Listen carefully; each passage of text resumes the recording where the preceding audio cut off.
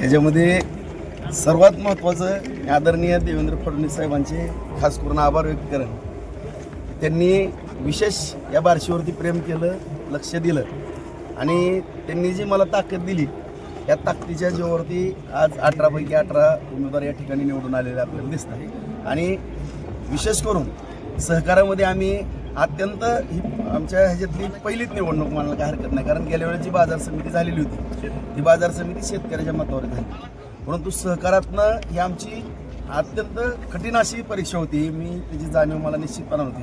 परंतु सर्व मतदार जे आहेत ह्या मतदारांनी खास करून आमच्यावरती एक विशेष प्रेम केलं. या सोसाट्या मतदारसंघातनं, ग्रामपंचायतमधनं व्यापारी बांधवांनी सुद्धा या ठिकाणी सहकार्य करून बिनविरोध दिलं. हमाल तोलार मतदारसंघातून पण आणि सर्व या तालुक्यातली जी जनता आहे ह्या जनतेमध्ये जे एक मेसेज गेलेला होता की विधानसभेला थोड्या काही जे काही कारणं असतील की बाबा पराभव झालेला आहे, त्याच्यामधून राजीवभाऊला आपण ताकद देणं गरजेचं आहे. आणि या ठिकाणी आपला जो विकास थांबल्याचं चित्र या ठिकाणी दिसतंय ते चित्र बदलण्याच्या दृष्टिकोनातून सर्व जनता जनार्दनाने हे दिलेले आशीर्वाद आहे. खरं मध्ये मी कधीही माझी प्रतिष्ठा पणाला लागली म्हणणार नाही किंवा अस्तित्वाची लढाई म्हणणार नाही.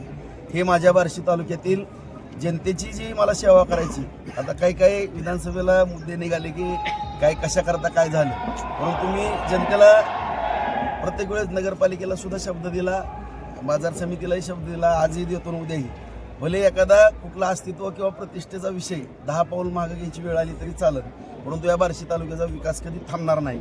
तो विकास करण्याकरता आदरणीय देवेंद्र फडणवीस साहेब, शिंदे साहेब, दादांच्या मदतीनं, आदरणीय नरेंद्र मोदी साहेबांच्या मार्गदर्शनाखाली अत्यंत चांगल्या पद्धतीने या ठिकाणी काम केलं.